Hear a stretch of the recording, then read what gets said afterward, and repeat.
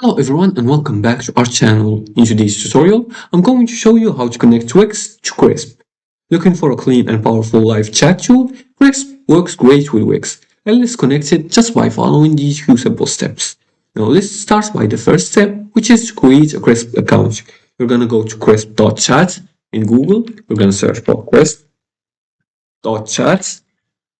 I'm gonna choose this one right here, and then you're gonna click on the website crisp.chat and make sure to start your trial and log in with your account. You can set your account by clicking on login, and then you're gonna enter your details, your email, or you can log in with Google for a faster login.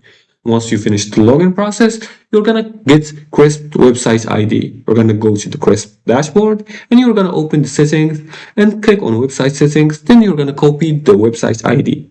Once you do that, you're gonna open the Wix custom code. You're gonna go to the Wix dashboard and click on settings. You can find it in the left sidebar. If you scroll all the way down, you're gonna click on settings and then you're gonna search the settings for custom code.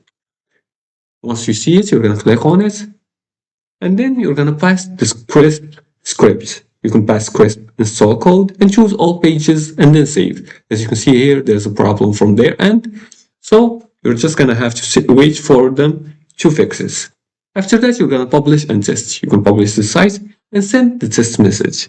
And make sure to never mix Crisp with Wix chat and pass the full script correctly and also test in incognito mode.